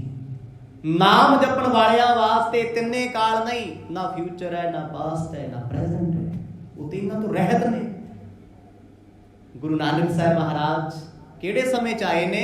ਪ੍ਰਹਿਲਾਦ ਜੀ ਦੇ ਪਾਸਟ ਵਿੱਚ ਆ ਗਏ ਥੋੜੇ ਜਿਹੇ, ਇਸ ਯੁੱਗ ਤੋਂ ਥੋੜਾ ਪਿੱਛੇ ਚਲੇ ਗਏ। ਅਸੀਂ ਨਹੀਂ ਜਾ ਸਕਦੇ, ਅਸੀਂ ਕਰਮਾਂ ਦੇ ਬੱਧੇ ਆ।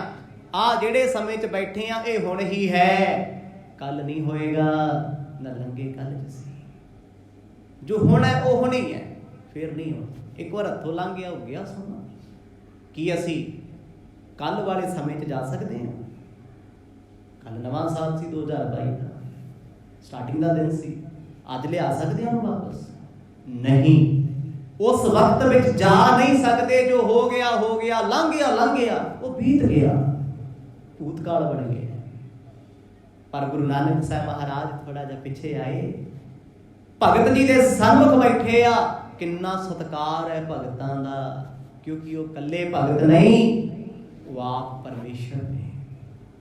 ਥੋੜੀ ਦੇਰ ਬੈਠੇ, ਹੁਣ ਭਗਤ ਪ੍ਰਹਿਲਾਦ ਜੀ ਦੇ ਮਨ ਵਿੱਚ ਹੀ ਆਇਆ ਮੈਂ ਇਹਨਾਂ ਬੰਦਗੀ ਵਾਲਿਆਂ ਤੋਂ ਨਾ ਕੁਝ ਸਵਾਲ ਪੁੱਛ ਲਾਂ। ਸਵਾਲ ਜੁੜੀਆਂ ਹੋਈਆਂ ਗੱਲਾਂ ਕਰਦਾ ਏ। ਸੁਨਤ ਪ੍ਰਹਿਲਾਦ ਬਚਨ ਉਚਰਾ, ਕੋ ਬਾਸਨ ਧੋਏ ਉਜਲ ਕਰ। ਤੇ ਭਗਤ ਪ੍ਰਹਿਲਾਦ ਗੁਰੂ ਨਾਨਕ ਸਾਹਿਬ ਜੀ ਨੂੰ ਪੁੱਛਦੇ, ਕਹਿੰਦੇ ਪਿਆਰਿਓ ਕੁਝ ਪੁੱਛ ਸਕਦੇ ਆ ਮਹਾਂਪੁਰਖੋ? ਸਤਿਗੁਰ ਕਹਿੰਦੇ ਹੁਕਮ ਕਰੋ। ਇਹ ਸਾਰੇ ਅੰਤਰੀ ਭਾਵ ਨੇ। ਕਹਿੰਦੇ ਉਹ ਕਿਹੜਾ ਭਾਂਡਾ ਹੈ ਜਿਹਨੂੰ ਤੁਸੀਂ ਉਜਲਾ ਕੀਤਾ ਹੋਇਆ, ਚਮਕਾਇਆ ਹੋਇਆ? ਇਹ ਦੁਨਿਆਵੀ ਭਾਂਡਿਆਂ ਦਾ ਜ਼ਿਕਰ ਨਹੀਂ ਹੈ, ਇਹ ਸੂਖਸ਼ਮ ਜ਼ਿਕਰ ਹੈ, ਅੰਤਰੀਵ ਜ਼ਿਕਰ ਹੈ। ਅੱਜ ਵੀ ਰੱਬ ਦੇ ਪਿਆਰੇ ਉਹਦਾ ਜ਼ਿਕਰ ਕਰਦੇ ਆ, ਜਿਵੇਂ ਮਰਜ ਬਾਣੀ 'ਚ ਲਿਖਦੇ ਆ ਨਾ, ਭਾਂਡਾ ਹੱਛਾ ਹੋਏ ਜੋ ਤੁਧ ਭਾਵ ਸੀ। ਵੀ ਉਹੀ ਭਾਂਡਾ ਹਿਰਦਾ ਚੰਗਾ ਹੋ ਸਕਦਾ ਜੋ ਤੈਨੂੰ ਭਾਉਂਦਾ ਹੈ। ਇੱਥੇ ਭਾਂਡਾ ਬਾਹਰਲਾ ਨਹੀਂ ਹੈ। ਭਾਂਡੇ ਦੇ ਅਰਥ ਬੜੇ ਬਾਣੀ 'ਚ। ਭਾਂਡਾ ਸਰੀਰ ਨੂੰ ਵੀ ਕਹਿੰਦੇ ਆ, ਭਾਂਡਾ ਬਰਤਨ ਨੂੰ ਵੀ ਕਹਿੰਦੇ ਆ, ਭਾਂਡਾ ਹਿਰਦੇ ਨੂੰ ਵੀ ਆਖਦੇ ਆ, ਭਾਂਡਾ ਮਨ ਲਈ ਵੀ ਕਿਹਾ ਸਤਿਗੁਰਾਂ ਨੇ, ਤੇ ਭਾਂਡਾ ਆਤਮਾ ਨੂੰ ਵੀ ਕਿਹਾ, ਤੇ ਭਾਂਡਾ ਦੋਨੇ ਹੱਥਾਂ ਨੂੰ ਵੀ ਕਿਹਾ। ਜਿਹੋ ਜਿਹਾ ਸ਼ਬਦ ਹੋਏਗਾ ਉਹਦੇ ਵਿਚਾਰ ਦੇ ਮੁਤਾਬਕ ਉਹਦੇ ਅਰਥ ਹੁੰਦੇ ਆ। ਇਸੇ ਕਰਕੇ ਗੁਰਬਾਣੀ ਸਮੁੰਦਰ ਹੈ। ਜਗਤ ਗੁਰੂ ਨਾਨਕ ਸਾਹਿਬ ਮਹਾਰਾਜ ਨੂੰ ਪੁੱਛਦੇ ਆ, ਕਿਹੜਾ ਭਾਂਡਾ ਏ ਜਿਹਨੂੰ ਤੁਸੀਂ ਉਜਲਾ ਕੀਤਾ ਏ? ਕਹਾਂ ਕੋ ਦੂਧ ਚੋਏ ਕਰ ਲੀਨਾ, ਕੌਣ ਤਾਵ ਸੋ ਤਾਵ ਨਕੀਨਾ। ਕਿਹਦਾ ਦੁੱਧ ਚੋਇਆ ਤੁਸੀਂ, ਫੇਰ ਉਸ ਦੁੱਧ ਨੂੰ ਤੁਸੀਂ ਕਿਹੜਾ ਤਾ ਦਿੱਤਾ, ਕਿਹੜੀ ਅੱਗ ਨਾਲ ਸੇਕ ਦਿੱਤਾ। ਅੱਗ ਵੀ ਬੈਟਰ ਕਰਦੀ ਹੈ। ਕਿਵੇਂ? ਚੁੱਲ੍ਹੇ ਦੀ ਰੋਟੀ, ਗੈਸ ਦੀ ਰੋਟੀ ਤੇ ਹੀਟਰ ਦੀ ਰੋਟੀ ਦਾ ਫਰਕ ਵੇਖ ਲਿਓ ਖਾਣੇ ਦਾ। ਅੱਗ ਤੇ ਅੱਗ ਹੀ ਹੈ ਨਾ, ਫਰਕ ਕਿੰਨਾ ਹੈ? ਚੁੱਲ੍ਹੇ ਦਾ ਬਣਿਆ ਸਾਗ ਖਾ ਲਓ, ਮੱਕੀ ਦੀ ਰੋਟੀ ਖਾ ਲਓ ਤੇ ਗੈਸ ਵਾਲੀ ਖਾ ਲਓ, ਫਰਕ ਕਿੰਨਾ? ਜ਼ਮੀਨ ਅਸਮਾਨ ਹੈ। ਇਸੇ ਤਰ੍ਹਾਂ ਅੰਤਰੀਵ ਅੱਗ ਦਾ ਜ਼ਿਕਰ ਹੈ। ਹੁਣ ਅੱਗ ਤੇ ਕਈ ਤਰ੍ਹਾਂ ਦੀ ਸ਼ਮਸ਼ਾਨ ਦੇ ਵਿੱਚ ਵੀ ਲੱਗੀ ਹੋਈ ਹੈ, ਚੁੱਲ੍ਹੇ 'ਚ ਵੀ ਲੱਗੀ ਹੋਈ ਹੈ, ਜੰਗਲ ਨੂੰ ਵੀ ਲੱਗਦੀ ਹੈ। ਕਿਸੇ ਨੂੰ ਕੌੜੀ ਗੱਲ ਕਹਿ ਦੋ ਉਹਨੂੰ ਵੀ ਲੱਗ ਜਾਂਦੀ ਹੈ। ਸਰੀਰ ਦੇ ਅੰਦਰ ਵੀ ਹੈ, ਥਾਂ ਥਾਂ ਤੇ ਹੈ। ਜਗਤ ਗੁਰੂ ਸਾਹਿਬ ਜੀ ਨੂੰ ਆਖਣ ਲੱਗੇ, ਕਹਿੰਦੇ ਪਾਤਸ਼ਾਹ ਕਿਹੜਾ ਤਾ ਦਿੱਤਾ ਸੀ ਸੇਕ, ਜਿਸ ਕਰਕੇ ਦੁੱਧ ਉਬਾਲਿਆ ਏ? ਦੁੱਧ ਕਿਹੜਾ ਤੇ ਕਿਸ ਦਾ ਚੋਇਆ ਏ? ਹੁਣ ਸਮਾਨਤਾ ਮੈਂ ਪਾਇਆ, ਕੌਣ ਥਾਨ ਦਦ ਰਾਖ ਜਮਾਇਆ। ਕਿਹੜਾ ਸਮਾਨ ਪਾ ਕੇ ਦੁੱਧ ਤਿਆਰ ਕੀਤਾ? ਹੁਣ ਸਮਾਨ ਤੋਂ ਭਾਵ ਕੀ? ਜਿਹਨੂੰ ਆਪਾਂ ਕਹਿੰਦੇ ਜਾਗ, ਖੱਟਾ। ਹੁਣ ਕੱਲਾ ਖੱਟਾ ਤੇ ਜਾਗ ਮੈਟਰ ਨਹੀਂ ਕਰਦਾ, ਉਹ ਥਾਂ ਵੀ ਮੈਟਰ ਕਰਦੀ ਹੈ। ਕਿਸ ਵਿੱਚ ਪਾ ਕੇ ਕਿਹੜੀ ਥਾਂ ਤੇ ਰੱਖੇ। ਤੁਸੀਂ ਦਹੀਂ ਹਨੇਰੇ 'ਚ ਰੱਖੋਗੇ ਓਨਾ ਸੋਹਣਾ ਜਮੇਗਾ, ਜੇ ਚਾਨਣ ਵਿੱਚ ਪਿਆ ਨਾ ਉਨੀ ਗੱਲ ਨਹੀਂ ਬਣਦੀ। ਕਾਰਨ ਕੀ ਹੈ? ਲੌਜਿਕ ਬਹੁਤ ਵੱਡਾ ਹੈ। ਦਹੀਂ ਦੇ ਵਿੱਚ ਜਿਉਂਦੇ ਬੈਕਟੀਰੀਆ, ਜਿਉਂਦੇ ਕੀੜੇ। ਕੀੜਿਆਂ ਦੀ ਗਰੋਥ ਕਿੱਥੇ ਹੁੰਦੀ ਹੈ? ਜਿੱਥੇ ਹਲਕਾ ਜਿਹਾ ਨਿੱਘ ਹੋਏਗਾ ਤੇ ਕਾਲਾ ਨੀਰਾ ਹੋਏਗਾ। ਚਾਨਣ ਦੇ ਵਿੱਚ ਦਹੀਂ ਕਦੇ ਵਧੀਆ ਨਹੀਂ ਜਾਂਦਾ। ਪੌਸ਼ਟਿਕ ਦਹੀਂ ਕਿਹੜਾ ਹੈ? ਕਦੇ ਸਾਇੰਸ ਨੂੰ ਪੁੱਛੋ। ਦਹੀਂ ਜਿੰਨਾ ਖੱਟਾ ਹੋਏਗਾ ਉਨਾ ਜ਼ਿਆਦਾ ਸਿਹਤ ਲਈ ਚੰਗਾ ਹੋਏਗਾ, ਕਿਉਂਕਿ ਉਹਦੇ 'ਚ ਉਹਨੇ ਬੈਕਟੀਰੀਆ ਜ਼ਿਆਦਾ ਪਨਪਦੇ ਜੋ ਗੁੱਡ ਬੈਕਟੀਰੀਆ ਨੇ। ਤੇ ਜਿਹੜਾ ਦਹੀਂ ਫਿੱਕਾ ਹੋਏਗਾ ਨਾ, ਉਹ ਬਿਮਾਰੀ ਦਾ ਘਰ ਹੈ, ਤੁਹਾਨੂੰ ਰੋਗੀ ਬਣਾਏਗਾ। ਇਹੀ ਕਾਰਨ ਹੈ ਜਿੰਨੇ ਆਪਾਂ ਮੁੱਲ ਦੇ ਬਾਜ਼ਾਰ ਦੇ ਦਹੀਂ ਖਾਂਦੇ ਆ, ਵਿੱਚ ਪ੍ਰੀਜ਼ਰਵੇਟਰ ਕਿੰਨਾ ਪਾਇਆ ਹੁੰਦਾ ਹੈ, ਕਿੰਨਾ ਜ਼ਿਆਦਾ ਹੈ। ਇਸੇ ਕਰਕੇ ਉਹ 2-2 3-3 ਦਿਨ ਦੁੱਧ ਖਰਾਬ ਨਹੀਂ ਹੁੰਦਾ ਤੇ ਦਹੀਂ ਖੱਟਾ ਨਹੀਂ ਹੁੰਦਾ ਉਹਨਾਂ ਦਾ। ਤੇ ਉਹਨੂੰ ਖਾ ਖਾ ਕੇ ਹਾਲਤ ਬਰਗਰ ਵਰਗੀ ਕਰੀ ਫਿਰਦੇ ਆ। ਸਾਡਾ ਨਾਮ ਬਿਮਾਰੀ ਦਾ ਘਰ ਦਾ ਦਹੀਂ ਹੋਵੇ, ਘਰ ਦਾ ਦੁੱਧ ਹੋਵੇ, ਜਾਗ ਲਾਓਗੇ ਇੱਕਦਮ ਖੱਟਾ ਹੋ ਜਾਏਗਾ। ਉਹ ਖਟਾਸ ਉਹਦਾ ਗੁਣ ਹੈ। ਤੇ ਖੱਟੀ ਲੱਸੀ ਸਿਹਤ ਲਈ ਹੈ ਚੰਗੀ, ਤੇ ਜਿਹੜੀ ਲੱਸੀ ਖੱਟੀ ਨਾ ਹੋਵੇ ਉਹ ਕੀ ਹੈ? ਬਾਏ ਦਾ ਘਰ ਹੈ, ਰੋਗ ਦਾ ਘਰ ਹੈ। ਉਹਨੂੰ ਪੀ ਲਓ ਹੱਡ ਜੁੜ ਜਾਣਗੇ, ਗੋਡੇ ਜੁੜ ਜਾਣਗੇ, ਦਰਦਾਂ ਹੋਣਗੀਆਂ, ਬੈਠਿਆ ਨਹੀਂ ਜਾਣਾ। ਇਹ ਉਸ ਲੱਸੀ ਦੀ ਮਿਹਰਬਾਨੀ ਹੈ। ਜੇ ਉਹ ਖੱਟੀ ਹੋਏਗੀ, ਉਹ 'ਚ ਗੁੱਡ ਬੈਕਟੀਰੀਆ ਸੀ, ਉਹ ਸਾਡੇ ਲਈ ਛਾਛ ਬਣ ਗਈ। ਲਿਖਦੇ ਆ ਨਾ, ਸੰਤੋ ਮਾਖਣ ਖਾਇਆ ਛਾਛ ਪੀਏ ਸੰਸਾਰ। ਇਹ ਬਾਹਰੀ ਗੱਲਾਂ ਨਹੀਂ, ਬੜੀਆਂ ਸੂਖਮ ਨੇ। ਇਸੇ ਕਰਕੇ ਪੁੱਛਦੇ, ਕਹਿੰਦੇ ਕਿਹੜੀ ਥਾਂ ਤੇ ਜਮਾਇਆ ਸੀ, ਕਿਹੜੀ ਥਾਂ ਤੇ? ਹੁਣ ਆਪਾਂ ਦੁਨਿਆਵੀ ਤੌਰ ਤੇ ਦਹੀਂ ਜਮਾਈਏ ਤੇ ਹਨੇਰੇ 'ਚ ਜਮਾਈਏ, ਨਿੱਘੀ ਥਾਂ ਤੇ ਰੱਖੀਏ। ਪੁਰਾਣੇ ਬਜ਼ੁਰਗ ਕੀ ਕਰਦੇ ਸੀ? ਦਹੀਂ ਨੂੰ ਆਟੇ ਵਾਲੇ ਢੋਲ 'ਚ ਰੱਖ ਦਿੰਦੇ ਸੀ। ਤੁਹਾਨੂੰ ਪਤਾ ਹੋਣਾ ਵਾਲਾ ਬਜ਼ੁਰਗਾਂ ਦਾ ਕੱਪੜਾ ਲਪੇਟ ਕੇ ਰੱਖ ਦੇਣਾ, ਕਿਉਂਕਿ ਆਟਾ ਨਿੱਘਾ ਹੈ। ਗੁਰੂ ਨਾਨਕ ਸਾਹਿਬ ਨੂੰ ਉਹਨਾਂ ਨੇ ਕਿਹਾ ਵੀ ਤੁਸੀਂ ਜਾਗ ਕਿਹੜਾ ਲਾਇਆ, ਇਹ ਵੀ ਮੈਟਰ ਕਰਦਾ ਹੈ। ਹੁਣ ਜੇ ਤੁਸੀਂ ਵਿਨੇਗਰ ਪਾਈ ਫਿਰਦੇ ਹੋ ਸਿਰਕਾ, ਉਹਦਾ ਫਿਰ ਦਹੀਂ ਜ਼ਹਿਰੀਲਾ ਹੋਏਗਾ। ਨਿੰਬੂ ਪਾ ਲਓਗੇ, ਉਹ ਸਿਟਰਿਕ ਐਸਿਡ ਹੈ, ਕਿਉਂਕਿ ਨਿੰਬੂ ਦੇ ਵਿੱਚ 80% ਚੀਨੀ ਹੈ, ਮਿੱਠਾ ਹੈ, ਤੇ ਰੋਗੀ ਬਣੋਗੇ। ਦਹੀਂ ਦਾ ਜਾਗ ਲੱਗਦਾ ਹੈ, ਕੋਈ ਇਮਲੀ ਦਾ ਲਾਈ ਫਿਰਦਾ ਹੈ, ਕੋਈ ਕੈਮੀਕਲ ਦਾ ਲਾ ਰਿਹਾ ਹੈ। ਕਿਤੇ ਨਾ ਕਿਤੇ ਆਪਣੀ ਸਿਹਤ ਨਾਲ ਆਪ ਹੀ ਖੇਡ ਰਹੇ ਹਾਂ ਅਸੀਂ। ਗੁਰੂ ਸਾਹਿਬ ਨੂੰ ਨੇ ਪੁੱਛਿਆ ਵੀ ਕਿਹੜੀ ਥਾਂ ਤੇ ਦਹੀਂ ਜਮਾਇਆ ਤੁਸੀਂ, ਕਿਹੜਾ ਜਾਗ ਲਾਇਆ ਏ? ਕਿਸ ਬਿਰਦ ਮਥ ਕੈ ਕਾਢਿਓ ਮਾਖਨ, ਪੁਨ ਕੈਸੇ ਕੀਨੋ ਤੁਮ ਚਾਖਨ। ਕਿਹੜੇ ਗਤੀ ਨਾਲ, ਕਿਹੜੇ ਤਰੀਕੇ ਨਾਲ ਤੁਸੀਂ ਮੱਖਣ ਕੱਢਿਆ, ਕਿਹੜੇ ਤਰੀਕੇ ਨਾਲ ਤੇ ਗਤੀ ਨਾਲ, ਸਪੀਡ ਨਾਲ। ਹੁਣ ਇੱਕ ਚੀਜ਼ ਦਾ ਹੋਰ ਫਰਕ ਹੈ, ਅੱਜ ਕੱਲ ਇਲੈਕਟ੍ਰਿਕ ਜ਼ਮਾਨਾ, ਬੰਦਾ ਵੀ ਮਸ਼ੀਨ ਤੇ ਚੱਲਦਾ। 15-20 ਮਿੰਟਾਂ ਦੇ ਵਿੱਚ ਮਧਾਣੀ ਪਾਓ, ਮੱਖਣ ਕੱਢ ਦਿੰਦੀ ਹੈ। ਹੁਣ ਪੁਰਾਣਾ ਮੱਖਣ ਸਿਹਤਵਰਧਕ ਸੀ, ਕਿਉਂਕਿ ਲੱਕੜ ਦੀ ਮਧਾਣੀ, ਲੱਕੜ ਠੰਡੀ ਹੈ। ਹੌਲੀ ਹੌਲੀ ਹੌਲੀ ਹੌਲੀ ਉਹਨੇ ਘੁੰਮਣਾ, ਕਿੰਨੇ ਬੈਕਟੀਰੀਆ ਨੂੰ ਮੱਥਣਾ, ਮੱਥ ਕੇ ਰੜਕ ਕੇ ਉਹ ਮੱਖਣ ਬਣਨਾ।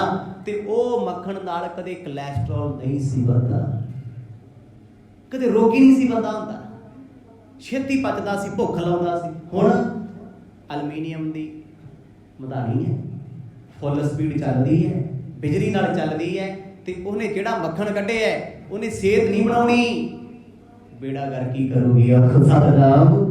ਐਵੇਂ ਥੋੜਾ ਅੱਗੇ ਪੁਰਾਣੇ ਬਜ਼ੁਰਗ ਨਾਲੇ ਪਾਠ ਕਰ ਲੈਂਦੇ ਸੀ, ਨਾਲੇ ਰੜਕ ਲੈਂਦੇ ਸੀ। ਹੁਣ ਲੋਕ ਆ ਗਏ ਨਾ ਉਸੇ ਵਾਲੀ ਥਾਂ ਤੇ, ਚੱਲ ਪਏ ਨਾ ਪੁਰਾਣੇ ਪਾਸੇ ਨੂੰ।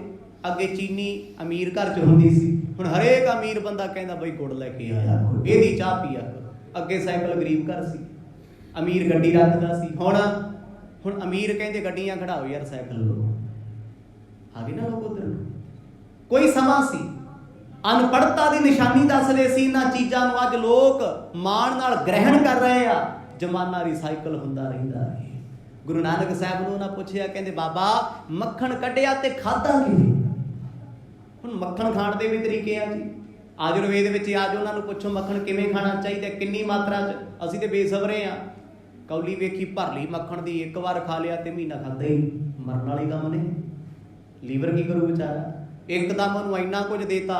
ਉਹ ਕੰਮ ਹੈ ਵੀ ਕਿਸੇ ਗੱਡੀ ਨੂੰ, ਬੈਰਕ ਨੂੰ ਕਦੇ ਤੇਲ ਨਹੀਂ ਦਿੱਤਾ ਤੇ ਜਿੱਦਣ ਦਿੱਤਾ ਬਾਲਟੀ ਭਰ ਕੇ ਸੁੱਟਤੀ। ਹੁਣ ਉਹ ਸਲਿੱਪੀ ਮਾਰਦਾ ਫਿਰ ਬੈਰਕ ਹੀ ਤੋੜੂਗਾ। ਉਹ ਹਾਲ ਨੇ ਸਾਡੇ। ਕਦੇ ਬਹੁਤਾ ਮੌਜ ਹੈ ਫਕੀਰਾਂ ਵਾਲੀ, ਤੇ ਕਦੇ ਦੇਸੀ ਘਿਓ ਪਾ ਸਬਜ਼ੀ ਖਾਦੀ, ਕਦੇ ਕੁਛ ਵੀ ਨਹੀਂ ਪਾਇਆ। ਕੋਈ ਸਕੇਲ ਨਹੀਂ ਹੈ। ਉਹ ਇਸੇ ਕਰਕੇ ਮਹਾਰਾਜ ਨੂੰ ਪੁੱਛਦੇ। ਦੇਖੋ ਕਿੱਡੀਆਂ ਗੱਲਾਂ ਉਹਨਾਂ ਨੇ ਪੁੱਛੀਆਂ।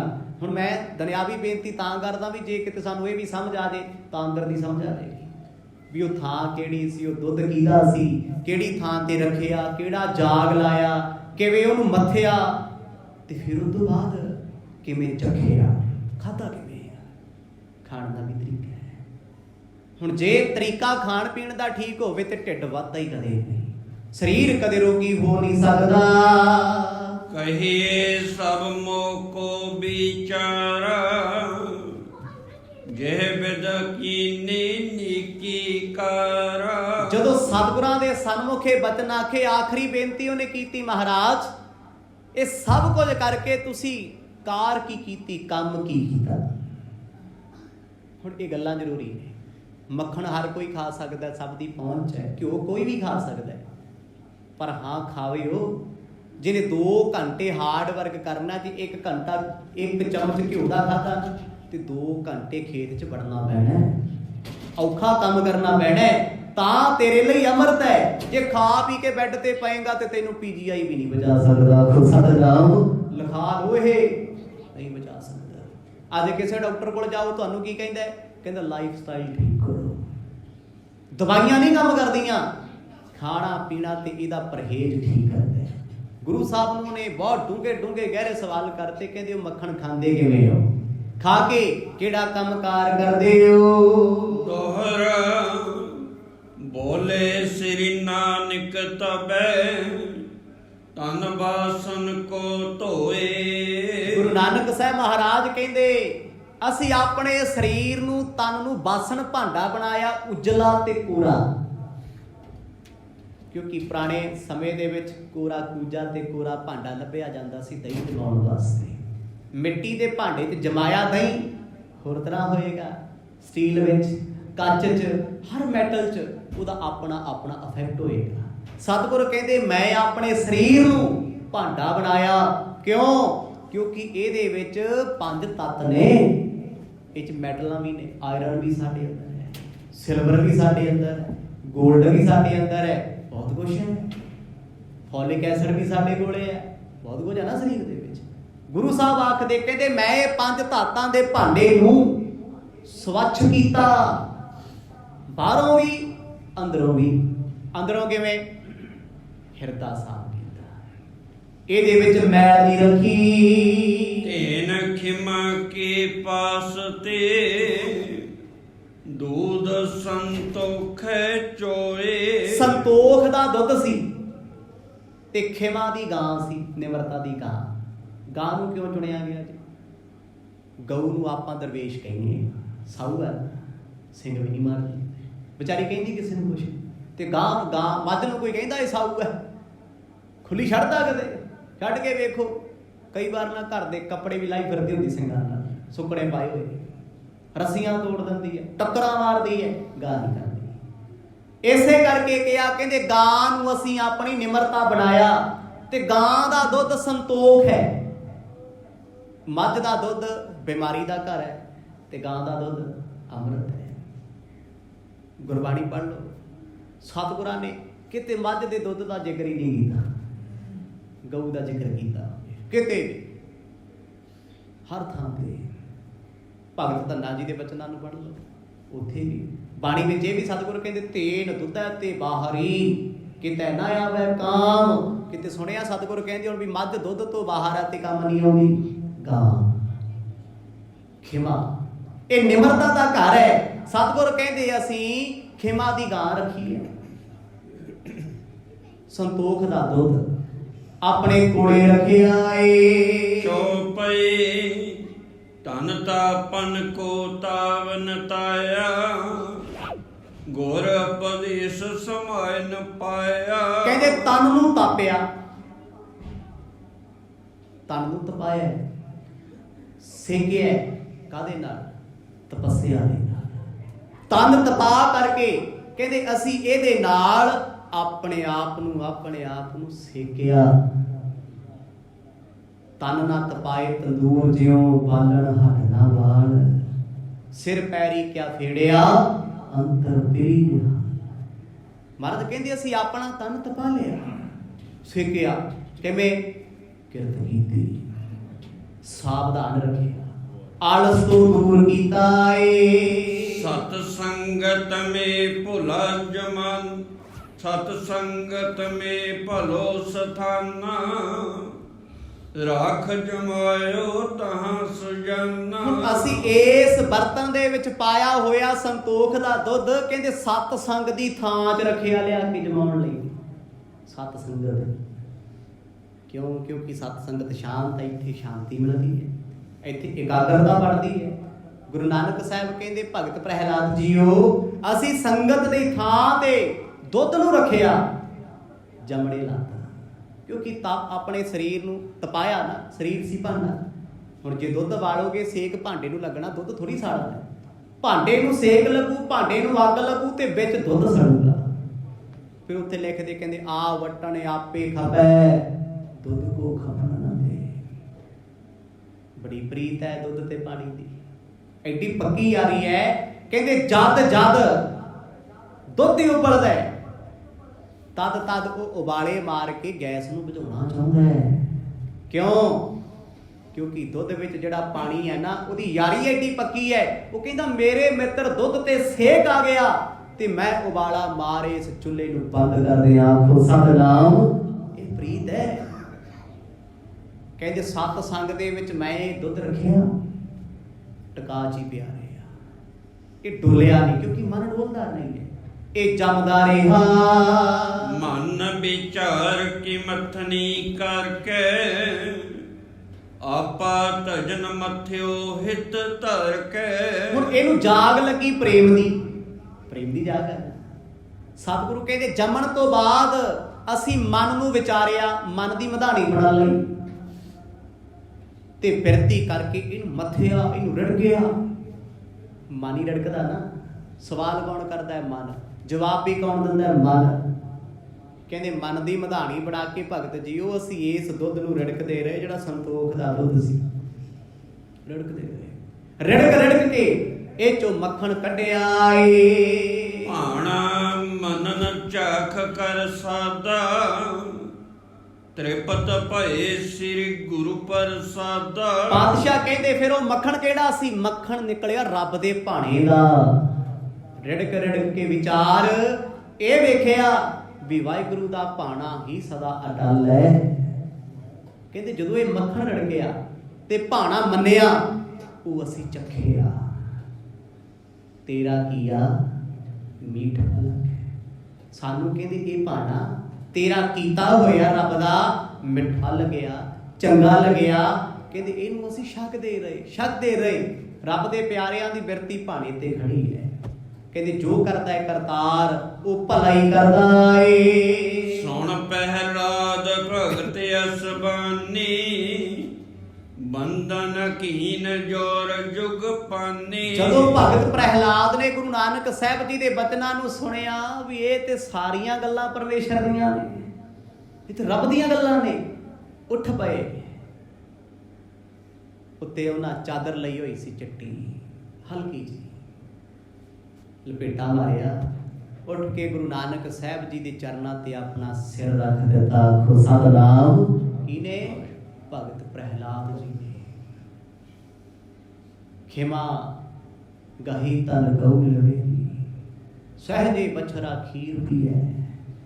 ਐਡੇ ਬਚਨ ਗੁਰੂ ਸਾਹਿਬ ਨੇ ਕਹਿ ਦਿੱਤੇ, ਐਸੀ ਨਿਮਰਤਾ ਦਾ ਸੰਦੇਸ਼ ਸੁਣਾ ਦਿੱਤਾ ਜੋ ਭਗਤ ਪ੍ਰਹਿਲਾਦ ਨੇ ਆਪਣੇ ਜੀਵਨ 'ਚ ਕਮਾਇਆ। ਭਗਤ ਜੀ ਨੇ ਕਸਵੱਟੀ ਲਾ ਕੇ ਵੇਖੀ ਸੀ ਵੀ ਰੱਬ ਨੇ ਜਾਂ ਰੱਬ ਵਰਗੇ ਨੇ। ਜਦੋਂ ਵਚਨ ਸੁਣ ਲਏ ਰੱਬ ਦੇ ਪਿਆਰ ਦੇ, ਚਰਨਾਂ ਤੇ ਮੱਥਾ ਟੇਕ ਕੇ ਕਿਹਾ ਰੱਬਾ ਮੇਰਿਆ। ਉਦੋਂ ਵੀ ਆਇਆ ਵੇਖਿਆ ਜਦੋਂ ਤੱਤੇ ਥੰਮ ਚੋਂ ਨਿਕਲਿਆ ਸੀ। ਵੇਖ ਤੈਨੂੰ ਅੱਜ ਵੀ ਲਿਆ। ਆਖੋ ਸਤਿਨਾਮ। ਧੰਨ ਹੈ ਗੁਰੂ ਨਾਨਕ ਸਾਹਿਬ ਦੇ ਚਰਨਾਂ ਤੇ ਵਾਰ-ਵਾਰ ਨਮਸਕਾਰ ਕਰਦੇ ਨੇ। ਇਹ ਕੋ ਪ੍ਰੇਮ ਦੁਖ ਸੁਖ ਧੰਮ ਆਪ ਕਰੀ ਤੇ ਚਰਨ ਪਰਮਨ। ਜਦੋਂ 5 ਸਾਲ ਦੀ ਉਮਰ ਦੇ ਉਸ ਪਿਆਰੇ ਜੇ ਬਾਲਕ ਨੇ ਗੁਰੂ ਨਾਨਕ ਸਾਹਿਬ ਨੂੰ ਮੱਥਾ ਟੇਕਿਆ, ਭਾਈ ਬਾਲਾ ਜੀ ਕਹਿੰਦੇ ਗੁਰੂ ਸਾਹਿਬ ਉੱਠੇ। ਸਤਿਗੁਰਾਂ ਨੇ ਭਗਤ ਪ੍ਰਹਿਲਾਦ ਦੇ ਚਰਨਾਂ ਤੇ ਮੱਥਾ ਟੇਕਦਾ। ਆਖੋ ਸਤਿਨਾਮ। ਐਡੀ ਵੱਡੀ ਕਮਾਈ ਹੈ ਭਗਤਾਂ ਦੀ, ਜਿਹਨੂੰ ਰੱਬ ਵੀ ਬਥੇਰੇ ਟੇਕਦਾ। ਸੋ ਸਮਾਂ ਸਮਾਪਤ ਹੈ। ਅਗਲੀ ਵਾਰ ਤਾਂ ਹੋਰ ਬੜੀ ਗਹਿਰੀ ਹੈ, ਬੜੇ ਸਵਾਲ ਜਵਾਬ ਹੋਣਗੇ। ਇਹ ਤੇ ਇੱਕ ਇੰਟਰੋ ਹੋਈ ਹੈ ਨਾ ਦੋਨੇ ਪਾਸੇ। ਰੱਬ ਆਪ ਆਏ ਨੇ, ਉਹਦੇ ਪਿਆਰੇ ਨੇ ਪਰਖਿਆ ਵੀ ਸੱਚਮੁੱਚ ਰੱਬ ਦੇ ਭੇਸ ਵਿੱਚ ਕੋਈ ਹੋਰ ਤੇ ਨਹੀਂ। ਹੁਣ ਅੱਗੇ ਜੋ ਹੋਣਾ ਹੈ ਹੋਰ ਵੀ ਦਿਲਚਸਪ ਹੋਏਗਾ, ਇੰਟਰਸਟਡ ਹੋਏਗਾ। ਸਤਿਗੁਰਾਂ ਦੀ ਕਿਰਪਾ ਨਾਲ ਆਉਣ ਵਾਲੇ ਸਮੇਂ 'ਚ ਆਨੰਦ ਮਾਣਦੇ ਰਹਾਂਗੇ। ਵਾਹਿਗੁਰੂ ਵਾਹਿਗੁਰੂ ਵਾਹਿਗੁਰੂ।